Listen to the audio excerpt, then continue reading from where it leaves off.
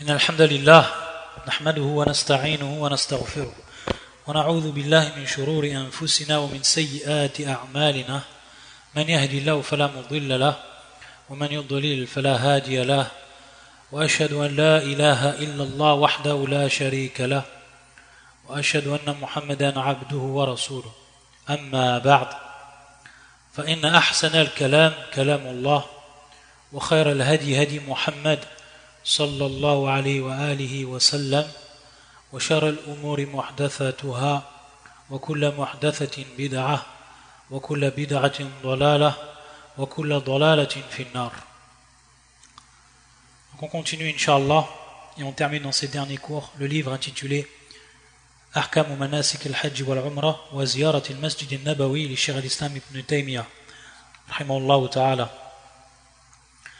Le dernier cours, on a vu que le Cheikh il a insisté longuement sur la question de la visite des tombes. Pourquoi ? Parce qu'on a vu que c'est un point où beaucoup de gens, de par leur ignorance, de par leur éloignement des enseignements principaux de l'islam, sont tombés dans des innovations, sont tombés dans le polythéisme, ayadan billah. Donc c'est pour ça que le Cheikh, rahimahullah, comme tous les grands savants de Ahl Sunnah, il a mis en évidence et il a mis en garde de ces choses qui sont advenues dans cette communauté malheureusement. Et à titre de rappel, on a vu que visiter les tombes, cette visite était de 4 catégories. La première catégorie qui est az-ziyaratu ash-shar'iyya, c'est-à-dire la visite qui est légiférée, et celle qui est comprise dans le hadith du prophète sallallahu alayhi wa sallam, zuruha fa innaha tudhakkirukum al-akhirah, c'est-à-dire visitez les tombes, car elles vous rappellent l'au-delà. Donc la visite des tombes, c'est dans ce but de nous rappeler l'au-delà. Et comme on a vu et comme l'a rappelé le Cheikh, c'est tout simplement invoquer pour le mort, c'est-à-dire lui faire des du'as, demander à Allah Azza wa Jal qu'il lui fasse miséricorde, etc. Donc c'est ad-du'a'un lahu, yani du'a'un lil mayyit. Donc c'est des invocations pour le mort. Donc, hada min bab al-ihsan lahu, c'est tout simplement faire bienfaisance, faire acte de bienfaisance envers le mort, lorsqu'on lui fait des invocations. Rien d'autre. Et bien entendu la dua que l'on dit lorsqu'on rentre dans le cimetière, lorsqu'on rentre fil maqbara, cette dua qu'on a vue la dernière fois. Ça c'est ce qui est légiféré et rien d'autre. Et la deuxième catégorie, c'est az-ziyaratul bid'iyya, c'est visiter les tombes et malheureusement y faire des innovations auprès de ces tombes, comme la personne qui va adorer, ou comme la personne qui va invoquer Allah Azza wa Jal auprès de cette tombe. Mais il n'invoque pas lui pour le mort. C'est-à-dire qu'il invoque auprès de ces tombes. Qu'il invoque de manière générale, ou alors qu'il invoque des choses qui sont propres pour lui. En ayant la croyance que invoquer à cet endroit-là, il va obtenir baraka, et que ses du'as seront mustajaba, qu'elles seront exaucées, etc. Ça, bien entendu, il est tombé fil bid'a, il est tombé dans l'innovation. Car la tombe, ce n'est pas un endroit où on invoque. C'est uniquement un endroit que l'on visite et on invoque pour le mort, rien d'autre. Donc cette personne-là, elle est tombée dans l'innovation. Et ensuite, il y a az-ziyaratu ash-shirkiyya, c'est-à-dire la visite où l'on va faire du shirk, du polythéisme, ayadan billah. Et celle-là, elle est de deux catégories. La première catégorie, c'est ceux qui vont invoquer le mort. Et lui, dans sa croyance, il invoque le mort, car il a la croyance que ce mort intercède auprès d'Allah Azza wa Jal. Ou yashfa' indallah Azza wa Jal. Il intercède auprès d'Allah subhanahu wa ta'ala. Donc il va invoquer le mort, il va le prendre comme intermédiaire entre lui et Allah subhanahu wa ta'ala. Et bien entendu, ça fait partie du grand shirk. Ça fait partie du grand shirk, car il a accompli une adoration qui est exclusive pour Allah, il l'a accompli pour un autre qu'Allah. Et il a fait comme on fait Mushriku Quraysh, comme on fait les polythéismes de Quraysh. Lorsqu'on leur demandait pourquoi ils adoraient ces statues, ils disaient c'est tout simplement pour qu'ils nous rapprochent d'Allah. Donc ils les prenaient comme intermédiaires. Ils sont tombés donc ces gens-là dans le shirk, le polythéisme. Riyadan billah. Et il y a ceux qui vont invoquer le mort directement et qui ont la croyance que c'est le mort directement qui a la capacité de répondre à leurs besoins, qui peut leur donner des enfants, qui peut leur pourvoir, etc. Et bien entendu, ça aussi c'est le grand shirk, le shirk akbar. Riyadan billah. Donc tout ceci, le shirk il l'a mis en évidence dans son livre, et pour nous rappeler donc ce qui est à faire et ce que l'on doit s'écarter, ce qui est très dangereux pour le musulman dans sa croyance. Donc c'était important que le shirk le rappelle ici, lorsqu'il parle bien entendu de la visite de la tombe du prophète sallallahu alayhi wa sallam, car à la base c'est cela le sujet, mais le shirk il a développé, détaillé, complété, car c'est un point qui est judicieux et qui est très important. Ensuite, yaqul al-Shaykh, donc on avait vu le hadith où le prophète sallallahu alayhi wa sallam avait parlé des chrétiens et des juifs qui, lorsqu'un homme pieux mourait, il construisait sur sa tombe un lieu de prière et qu'ils y installaient des sculptures, ou alors ils sculptaient des sculptures, etc. Et on a vu que le prophète sallallahu alayhi wa sallam les a désignés comme étant shirar al-khalq, les pires des gens, les plus mauvais des gens. Et on a vu quelle était la raison de cela. Ensuite le shir yaqul ولهذا نهى العلماء عما فيه عبادة لغير الله أو سؤال لمن مات من الأنبياء أو الصالحين مثل من يكتب رقعة ويعلقها عند قبر نبي أو صالح أو يسجد لقبره أو يدعوه أو يرغب إليه وقالوا إنه لا يجوز بناء المساجد على القبور لأن النبي صلى الله عليه وآله وسلم قال قبل أن يموت ب5 ليال إن من كان قبلكم كانوا يتخذون القبور مساجدا ألا فلا تتخذوا القبور مساجدا فإني أنهاكم عن ذلك رواه مسلم وقال لو كنت متخذا من أهل الأرض خليلا لاتخذت أبا بكر خليلا وهذا الأحاديث في الصحاح وما يفعله بعض الناس من أكل التمر في المسجد أو تعليق الشعر في القنادل فبدعة مكروهة. Le shir nous rappelle ici, rahimahullah, qu'à partir de ce hadith et d'autres encore, les savants ont interdit toute adoration pour un autre qu'Allah Azza wa Jal, ou toute question à celui qui va mourir parmi al-anbiya, les prophètes, was-salihin, les gens pieux.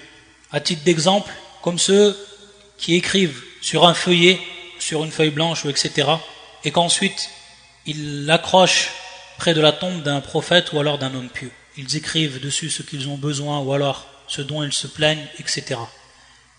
Et ils croient que cet acte-là est un bienfait et qu'il va y avoir réponse à cela, riyadan billah. Ou alors comme ceux qui se prosternent pour la tombe, en direction donc de cette tombe, pour la tombe, les qabri, ou alors ceux qui l'invoquent, qui invoquent donc ce mort, etc. Donc tout ceci, c'est strictement interdit dans l'islam, ça fait partie du shirk, riyadan billah. Et ils ont dit, les savants, qu'il n'est pas permis de construire une mosquée au-dessus des tombeaux. Et la preuve de cela qui est plus que claire de la sunna authentique du prophète sallallahu alayhi wa sallam, c'est le hadith suivant, que le prophète sallallahu alayhi wa sallam a prononcé 5 nuits avant qu'il meure. 5 nuits avant qu'il meure. C'est-à-dire donc, c'est une chose qui n'a jamais été abrogée et qui est bien au contraire, où il y a une insistance, où le prophète sallallahu alayhi wa sallam a insisté dessus. Et lorsqu'il a dit cette parole, inna man kana qablakum kanu yattakhiduna al-qubura masajid. ceux qui étaient avant vous, les communautés qui étaient avant vous, qui vous ont précédés, ils avaient comme habitude de prendre les cimetières, les tombes, comme des lieux de prière. Masajid. Ala fala tattakhidhu al-qubur masajid fa inni anhaakum an dhalik. Alors, ne prenez pas les tombes pour des lieux de prière ou comme des lieux de prière. Je vous interdis de faire cela. Fa inni anhaakum an dhalik. Donc il n'y a pas plus clair que ce hadith qui est rapporté par l'imam Muslim dans son authentique, où le prophète yaqul anhaakum an dhalik, je vous interdis de faire cela. Donc comment peut-il venir ensuite des gens et certains d'entre eux qui se réclament de la science et qui disent qu'il est permis de construire au-dessus des tombes, qu'il est permis de prier dans les mosquées où il y a des tombes, etc. Ayadan billah. Ils vont à l'encontre de ce qui est explicite comme interdiction dans la sunna du prophète sallallahu alayhi wa sallam. Et le prophète sallallahu alayhi wa sallam, il dit وَقَالْ لَوْ كُنْتُ مُتَّخِذًا مِنْ أَهْلِ الْأَرْضِ خَلِيلًا لَاتَّخَذْتُ أَبَا بَكْرٍ خَلِيلًا. Il dit, si j'aurais pris parmi les gens de la terre, le prophète sallallahu alayhi wa sallam, il dit, si j'aurais pris parmi les gens de la terre khalilan, c'est-à-dire une personne qui est proche de moi, un ami intime, une personne très proche de moi, lattakhadhtu Aba Bakrin khalilan, alors j'aurais pris Abu Bakr comme Khalil. Il aurait été mon Khalil dans cette vie d'ici-bas, si j'aurais eu à prendre un Khalil. Donc le prophète sallallahu alayhi wa sallam n'a pas pris de Khalil dans cette vie d'ici-bas. Et encore moins donc lorsqu'il sera dans sa tombe. Donc personne ne peut dire et ne peut proclamer qu'il a un Khalil du prophète sallallahu alayhi wa sallam et qu'ensuite il vienne faire ses bid'ah, ses innovations auprès de la tombe. Il nous dit le shir que tous ces hadiths, ce hadith bien entendu il est rapporté fi Sahih al-Bukhari wa Muslim. Donc il nous dit que tous ces hadiths qu'il a cités le shir dans son livre, ils sont tous authentiques. Ils font partie des authentiques. Et il nous rappelle également de ce qui est pratiqué par les gens comme innovation détestable, c'est le fait de manger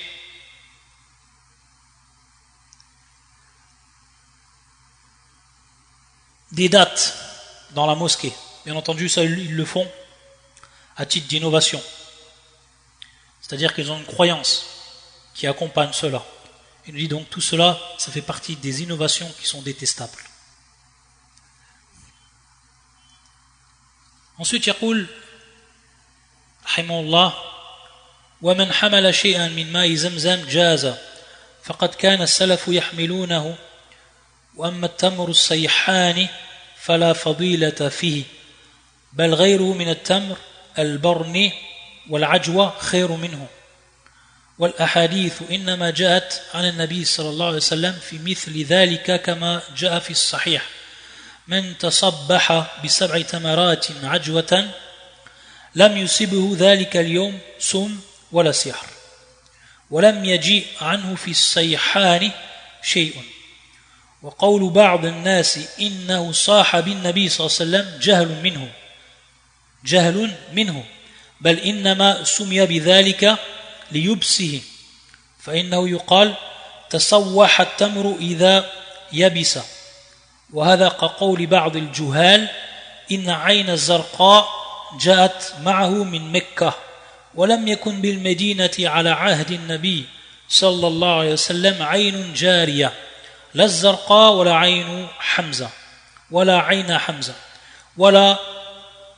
غيرهما بل كل هذا مستخرج بعده. La première question ici, qui est citée par le shir dans ce paragraphe, c'est le fait de prendre avec nous de l'eau de Zamzam lorsqu'on rentre dans notre pays, dans notre contrée. Donc le fait de transporter avec nous de l'eau de Zamzam que l'on va prendre bien entendu de sa source. Il va nous dire le shir qu'il n'y a pas de mal à cela, que cela est permis, jaz. Il nous dit car as-salaf, les pieux prédécesseurs, ils prenaient avec eux de cette eau-là lorsqu'ils voyageaient. Et c'est vrai qu'il est rapporté في سنن الترمذي من حديث عائشة رضي الله تعالى عنها أنها كانت تحمل من ماء زمزم وتخبر أن رسول الله صلى الله عليه وسلم كان يحمله وتخبر أن رسول الله صلى الله عليه وآله وسلم كان يحمله. Non, dans ce hadith, qui est un hadith authentique, authentifié par Cheikh Al-Albani et d'autres, où Aïcha disait qu'elle prenait avec elle de l'eau de Zamzam, qu'elle transportait avec elle de l'eau de Zamzam. Elle a informé également que le prophète sallallahu alayhi wa sallam en transportait. Et également dans une autre version, qui est elle aussi valable, Hassan, que le prophète sallallahu alayhi wa sallam prenait avec lui de cette eau-là, fil adawi wal qirab, qu'il prenait donc dans les récipients qui peuvent recevoir cette eau-là, wa kana yasubbu ala al-marda wa yusqihim, et il versait de cette eau-là sur les malades. Il versait de cette eau-là, de l'eau Zamzam, sur les malades. wa kana yasubbu ala al-marda, et il leur donnait de cette eau-là pour boire. wa yusqihim, il les abreuvait de cette eau-là, de l'eau de Zamzam. Et donc de même, pour ce qui était des salafs, des pieux prédécesseurs, ils ont pris de cette sunna-là, ils l'ont appliquée, et ils prenaient donc avec eux de l'eau de Zamzam. Ensuite, il nous parle pour ce qui est des catégories, ou de certaines catégories de dates. Parmi ces dates-là, celles qu'on appelle At-Tamr As-Sayhani, As-Sayhani, Bis-Sad, At-Tamr As-Sayhani. Il nous dit pour ce qui est de ces dates-là, qu'on appelle les dates As-Sayhani, il n'y a pas de bienfait particulier pour ces dates, c'est-à-dire Fadila, c'est-à-dire une chose qui les distinguerait des autres dates par rapport à la religion. Un bienfait qui aurait été cité par le prophète sallallahu alayhi wa sallam ou autre chose, à la kulli hal, pour les différencier des autres timbres, des autres dates. Il dit, le cheikh, qu'il n'y a rien par rapport à cela qui est venu dans la sunna. La fadila, donc il n'y a pas de fadila pour ces genres de timbres, pour ces genres de dates. Par contre, pour ce qui est de At-Tamr al-Barni ou al-Ajwa, khayrun minhu, elles sont meilleures que ces dates-là. Et on sait pour ce qui est de al-Ajwa qu'il y a, et également al-Barni, qu'il y a des hadiths qui sont venus. Et pour ce qui est de al-Ajwa, on connaît ce hadith qui est rapporté par l'imam al-Bukhari et l'imam Muslim, une hadith Sa'ad ibn Abi Waqqas radiyallahu ta'ala anhu. Man tasabbaha bi sab'i tamaratin ajwatan, c'est-à-dire celui donc au moment de prendre son déjeuner, man tasabbaha, qu'il mange 7 tamr, donc le matin, lorsqu'il va manger 7 dates qui sont dit ajwatan, donc qui sont une catégorie des dates de la ville de Médine, lam yusibuhu dhalika al-yawm summun wala sihr, c'est-à-dire donc qu'il ne sera pas atteint d'un soum, un poison, wala sihr, le sihr qui est donc un sort, il ne sera pas atteint de cela, celui qui a mangé 7 tamr, sab'a tamarat, le matin. Et certains savants, comme Cheikh Abdelaziz ibn Baz, rahimahullah ta'ala, il disait en fait que cela est valable pour toutes les dates de Médine. Donc certains savants qui ont vu que cela est valable pour toutes les dates de Médine, que l'on appelle Ajwa ou non Ajwa, mais qui viennent de Médine. Ala kulli hal, le shir ici nous rappelle que Al-Fadila, c'est pour ces catégories de tamr, et non pour As-Sayhani, dont il n'est venu aucune chose de la sunna du prophète sallallahu alayhi wa sallam pour mériter, ou alors pour citer un mérite ou autre. Il rappelle que certaines personnes qui disent que ces dates, qu'elles ont appelé le prophète sallallahu alayhi wa sallam, il dit tout cela c'est de l'ignorance. Pourquoi ils disent cela? Ça vient du terme en fait as-sayhani. Donc on voit le verbe ici saha. Donc d'où le terme as-sayhani. Donc certaines personnes parmi les ignorants qui disent ces contes, des choses qui sont inexistantes et qui ont été inventées. Il dit le shir qu'elles ont uniquement été citées ou qu'on leur a donné ce nom-là, as-sayhani, bidhalika liyubsihi, de par le fait qu'elle sèche et qu'elle sèche vite. C'est pour ça qu'on dit tasawwaha at-tamru idha yabisa. Tasawwaha, d'où le terme as-sayhani. On dit tasawwaha, c'est-à-dire lorsqu'elles deviennent sèches. Idha yabisa. Donc lorsqu'elles deviennent sèches, on les appelle as-sayhani, tout simplement. Et dans la même rubrique, le shir nous dit وهذا كقول بعض الجهال إن عين الزرقاء جاءت معه من مكة. C'est-à-dire que ce qu'on appelle la Aynun, qui est en fait une source d'eau, qui s'appelle la Zarqa, qui est venue avec le prophète sallallahu alayhi wa sallam depuis Mecca. C'est-à-dire qu'elle s'est déplacée, cette source d'eau, elle s'est déplacée pour venir à Médine, depuis Mecca. Comme si elle avait en fait accompagné le prophète sallallahu alayhi wa sallam. Et il nous dit, ça fait partie de la même catégorie d'invention, des choses qui sont inexistantes, des contes. Et il nous rappelle le shir que du temps du prophète sallallahu alayhi wa sallam, il n'a jamais eu Aynun Jariya, c'est-à-dire donc une source d'eau qui jaillit depuis la terre. La Zarqa ou la Uyuna Hamza. Donc là, Zarqa, celle qui a été appelée Zarqa, ou la Uyuna Hamza.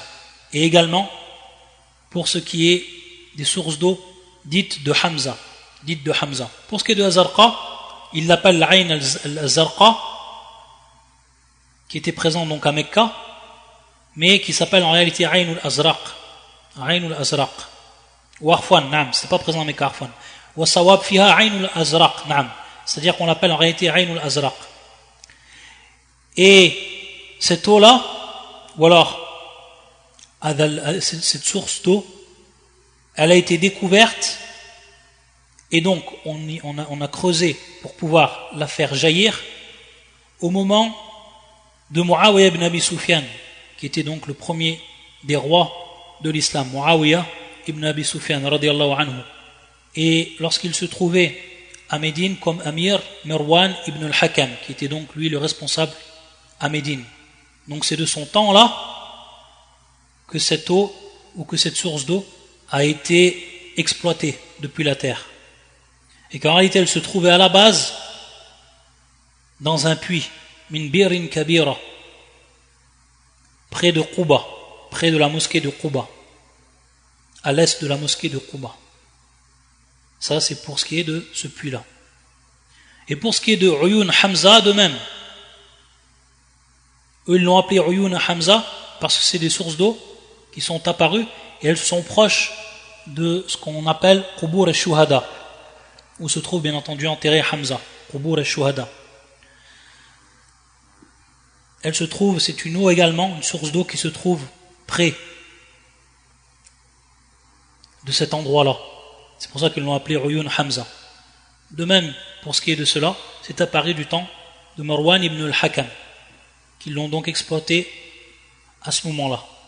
Ensuite, sur un autre sujet, le shir il dit وَرَفْعُ الصَّوْتِ فِي الْمَسَاجِدِ مَنِعْ عَنْهُ وهو في مسجد النبي صلى الله عليه وسلم أشد وقد ثبت عن عمر بن الخطاب رضي الله تعالى عنه رأى رجلين يرفعان أصواتهما في المسجد فقال لو علم أنكما من أهل البلد لأوجعتكما ضربا إن الأصوات لا ترفع في مسجده فما يفعل بعض الجهال العامة من رفع الصوت وقيب الصلاة من قولهم السلام عليك يا رسول الله بأصوات عالية من أقبح المنكرات ولم يكن أحد من السلف يفعل شيئا من ذلك وقيب السلام بأصوات عالية ولا منخفضة بل ما في الصلاة من قول المصلي السلام عليك يا أيها النبي ورحمة الله وبركاته هو المشروع كما أن الصلاة عليه مشروعة في كل زمان ومكان. Le cheikh nous dit, pour ce qui est d'élever la voix dans les mosquées, le fait d'élever les voix dans les mosquées, il nous dit manhi anhu, c'est interdit. Wa fi al-masjid an-nabi sallallahu alayhi wa sallam ashad, et dans la mosquée du prophète, c'est encore pire. Donc élever les voix dans les mosquées, c'est interdit. Alors élever la voix dans la mosquée du prophète, c'est encore pire. Et il nous rappelle ce hadith de Omar ibn al-Khattab, radiyallahu ta'ala anhu, lorsqu'il a vu deux personnes qui élevaient les voix, deux personnes qui étaient en train d'élever leur voix dans la mosquée du prophète sallallahu alayhi wa sallam. Et lorsqu'il les a vus, Omar ibn al-Khattab, il a compris qu'ils n'étaient pas de Médine, donc ils étaient des voyageurs, qu'ils étaient venus de l'extérieur. Donc ils ne connaissaient pas le hukm, ils ne connaissaient pas donc la règle, et que cela était interdit. C'est pour ça qu'il leur a dit, si j'aurais su que vous étiez des gens de ce pays, c'est-à-dire de cette ville ou alors des alentours, alors je vous aurais frappé sévèrement. Et ensuite il a dit Innal aswata la turfa'u fi masjidihi, c'est-à-dire donc les voix ne doivent pas être élevées, ne doivent pas s'élever dans sa mosquée, la mosquée du prophète sallallahu alayhi wa sallam. Et c'est pour ça qu'il nous dit le cheikh, ce que font certaines personnes parmi les communs des musulmans, lorsqu'ils élèvent leur voix une fois qu'ils ont terminé la prière, juste après qu'ils ont terminé la prière et qu'ils disent Assalamu alayka ya Rasulullah, c'est-à-dire ils passent le salam au prophète sallam une fois qu'ils ont terminé la prière, et ils le disent d'une voix très haute, biaswatin aliya, ils disent ça fait partie des choses qui sont les pires parmi les choses qui sont interdites, al-munkarat. Et il dit que personne parmi les salafs ne faisait cela après qu'ils aient terminé leur prière, tout de suite après qu'ils aient donc terminé at-taslim, que ce soit avec des voix élevées ou alors rabaissées. Ils ne disaient pas le salam direct, ils ne passaient pas le salam au prophète sallam une fois qu'ils avaient terminé leur prière, lorsqu'ils se trouvaient dans la mosquée du prophète sallam. Personne ne faisait ça parmi les salafs. Il nous dit bel, bien au contraire, ce qui va se trouver comme parole à l'intérieur de la prière, et on sait que fit tashahhud, lorsqu'on est dans la prière et qu'on fait tashahhud, on va dire cette parole Assalamu alayka ya ayyuhan nabi wa rahmatullahi wa barakatuh ou al-mashru', c'est ce qui est légiféré. Donc on passe bien le salam au prophète sallam lorsqu'on est en prière. Et on va le voir, il va nous rapporter également le shir un athar, qu'on soit dans la mosquée du prophète ou alors qu'on soit à l'autre extrémité de la terre, ce salam il est bien transmis au prophète sallallahu alayhi wa sallam. كما أن الصلاة عليه مشروعة في كل زمان ومكان, comme la prière sur le prophète sallallahu alayhi wa sallam, donc il y a as-salam et il y a as-salah. Donc le salam qu'on peut traduire par salut mais qui a ses spécificités, donc on garde le terme salam, ou as-salah qu'on peut traduire également par prière mais qui a également ses spécificités car c'est en réalité une invocation, et on sait qu'à la base as-salah dans la langue arabe ça veut dire l'invocation, ad-dua. Il nous dit comme la prière ou as-salah sur le prophète sallallahu alayhi wa sallam, elle est légiférée fi kulli zaman wa makan, c'est-à-dire dans n'importe quel endroit et dans n'importe quel. Pour ce qui est de, simplement pour revenir, pour ce qui est de élever les voix dans les mosquées ou dans la mosquée du prophète sallallahu alayhi wa sallam, on sait que l'imam al-Bukhari rahmatullah alayhi, il a rapporté un chapitre qui s'appelle Babu Raf' as-Sawt fil Masjid, c'est-à-dire élever sa voix dans la mosquée. Il a rappelé un hadith qui allait dans ce sens-là. Et donc les savants, ils ont rappelé, comme Al-Hafidh, rahimahullah ta'ala, Ibn Hajar al-Asqalani, fi Sharh Sahih al-Bukhari, il a rappelé que certains savants ont détesté cela de façon mutlaqan, c'est-à-dire ont interdit cela de façon mutlaqan, c'est-à-dire de manière absolue, comme l'imam Malik, rahimahullah. Et d'autres qui ont fait la différence entre ce qui est religieux et ce qui est des affaires, on va dire, générales, mondaines. Ceux qui ont fait la différence entre les deux. C'est-à-dire maintenant, c'est un savant qui se trouve dans la mosquée, et qui fait un dars, et qui élève la voix par moment, pour mettre en garde sur certaines choses, etc. Yunabbi al-mustami'in. Certains savants ont dit que cela était permis. Donc il faisait la différence entre ce qui était des choses de la vie mondaine, quelqu'un qui va parler, ou qui va élever sa voix, et qui n'est pas du domaine de la science, c'est-à-dire tablir an-nas bil-ilm, ou ta'allumihim, ou ta'limihim, et ce qui est donc de la science, tout ce qui rentre dans la science. Ala kulli hal ici, simplement pour rappeler ce qu'ont dit les savants par rapport à cela. Donc lorsqu'il y a un intérêt religieux, la baisse, que la personne élève sa voix. Par contre, pour ce qui est en dehors de cela, c'est interdit. Et ceux qui ont dit que c'était mutlaqan, ceux qui ont dit que ce soit pour le ilm ou autre, on n'a pas le droit d'élever la voix.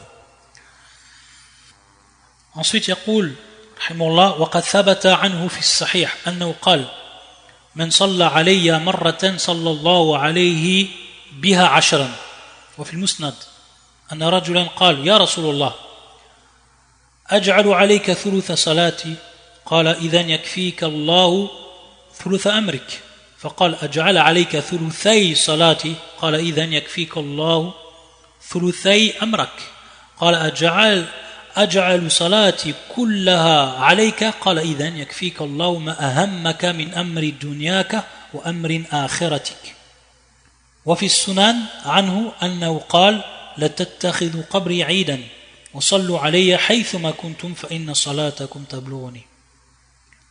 Ensuite, il va nous rappeler, pour ce qui est de la prière sur le prophète sallallahu alayhi wa sallam, donc invoqué pour le prophète sallallahu alayhi wa sallam, as-salatu ala nabi sallallahu alayhi wa sallam, qu'il est venu dans l'authentique, fils sahih, qu'il est venu dans l'authentique.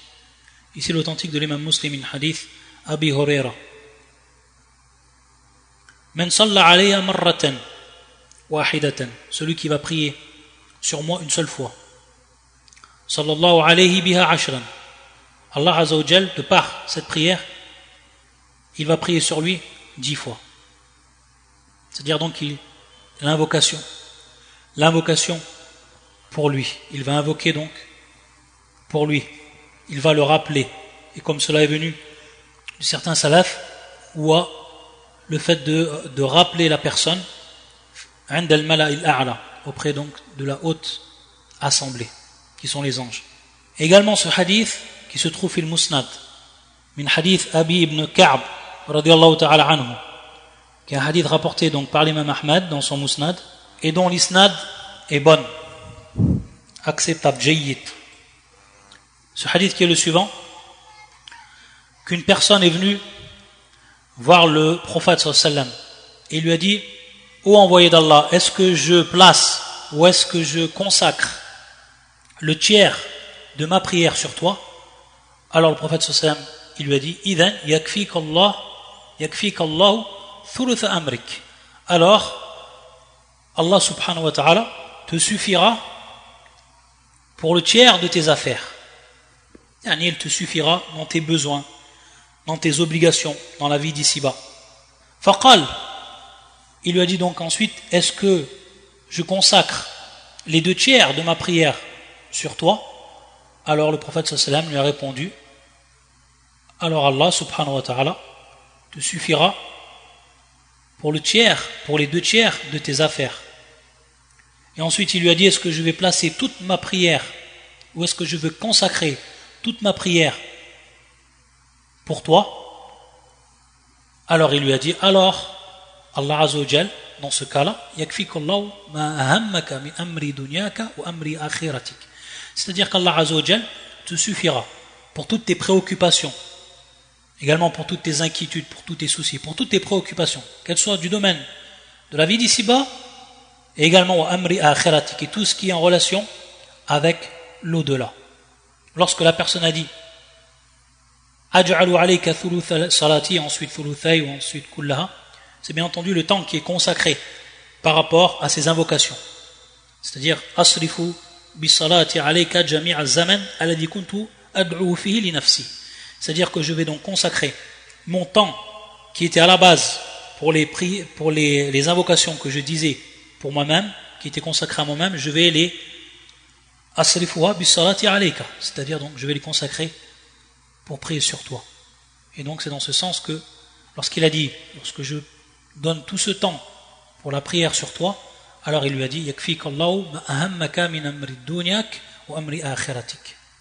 Wa fi sunan anhu annahu qala, également dans les sunan, c'est un hadith qui est rapporté par l'imam Abu Daoud ou également Ahmed, min hadith Abi Huraira, qu'on a déjà vu: la tattakhidhu qabri aidan, c'est-à-dire ne prenez pas ma tombe comme un endroit de fête, c'est-à-dire un endroit où on se retrouve tout le temps, à des moments précis, ou alors des endroits où on se réunit, comme on le fait pour une fête.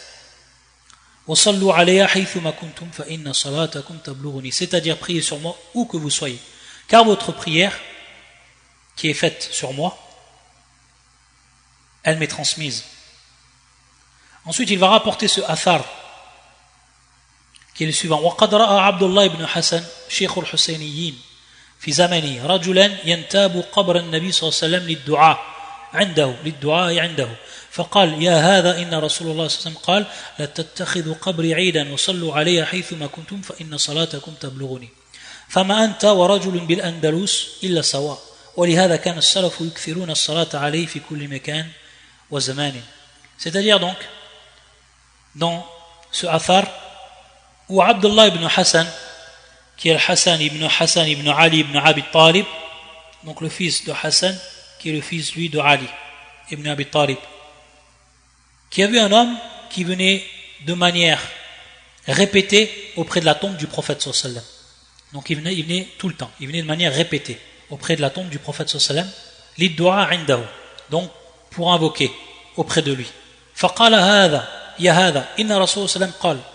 Donc il l'a interpellé, il lui a rappelé le hadith du prophète sallallahu alayhi wa sallam qui va mettre en évidence l'interdiction. La tattakhidhu qabri aidan. Donc ici le terme aidan, on va bien le comprendre ici.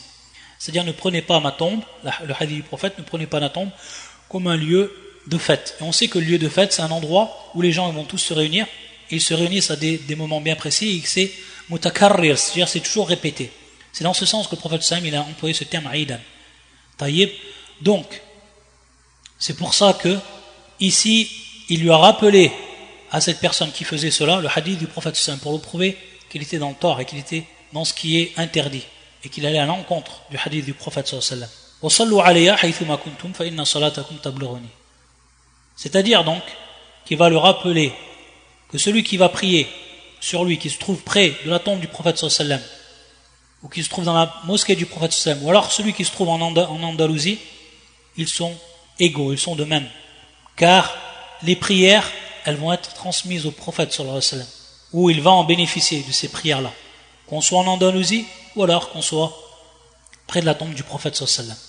Donc tout cela pour lui faire comprendre à cette personne qu'il était dans le tort, et qu'il devait suivre la sunna du prophète sallallahu alayhi wa sallam. Et il nous rappelle, le shir, que les salaf, c'est-à-dire que les salafs ils disaient beaucoup, ils prononçaient beaucoup la prière sur le prophète sallallahu alayhi wa sallam, as-salatu ala nabi sallallahu alayhi wa sallam, beaucoup, fi kulli zaman wa makan, c'est-à-dire dans tous les endroits et à tous les moments et dans tous les endroits. ولم يكونوا يجتمعون عند قبره لا لقراءة ختمة ولا إيقاظ الشمع ولا إطعام وإسقاء ولا إنشاد قصائد ولا نحو ذلك بل هذا من البدع بل كانوا يفعلون في مسجده ما هو المشروع في سائر المساجد من الصلاة والقراءة والذكر والدعاء والاعتكاف وتعليم القرآن والعلم وتعلمه ونحو ذلك. C'est-à-dire il nous rappelle pour ce qui est de la pratique des salafs rahimahumullahu jami'an, salafus salih, qu'ils ne se réunissaient pas auprès de la tombe du prophète sallallahu alayhi wa sallam, que ce soit pour finir une récitation du Coran, c'est-à-dire terminer la récitation complète du Coran, également pour allumer des bougies ou autres, ou alors pour donner à manger, ou pour donner à boire, pour abreuver, et non également pour réciter des poèmes, etc. Ils ne faisaient rien de tout cela. C'était quelque chose qui n'existait pas chez les salafs. Et donc tout cela, bal hada min al bid'ah, tout cela rentre dans les innovations. Et ils pratiquaient ce qui est légiféré, ils pratiquaient dans la mosquée du prophète sallam, ce qui est légiféré dans toutes les autres mosquées. Min as-salah, comme prière, qira, comme lecture du Coran, ou dhikr, comme rappel, ou dua, comme invocation, ou al-i'tikaf, comme la rappel, comme la retraite spirituelle, ou ta'lim al-Qur'an, enseigner le Coran, et la science et enseigner la science, etc. C'est ce qu'il faisait, comme on fait dans toutes les autres mosquées. Il ne faisait rien d'autre de spécial dans la mosquée du prophète sallallahu alayhi wa sallam. Donc ici, le shir il met encore en évidence ce qui est interdit de faire dans la mosquée du prophète lorsqu'on va faire az-ziyara, et ce qui nous est permis de faire, comme ce qui nous est permis dans toutes les autres mosquées. Taïb, on va s'arrêter ici, Inch'Allah, et donc on terminera le prochain cours. On terminera certainement le livre, le prochain cours, bénéla. Il restera juste un cours pour ce qui est du livre. Donc le prochain cours, ça sera la fin du livre. Inch'Allah ta'ala. Subhanakallahumma bihamdika. Ashhadu an la ilaha illa anta astaghfiruka wa atubu ilayk.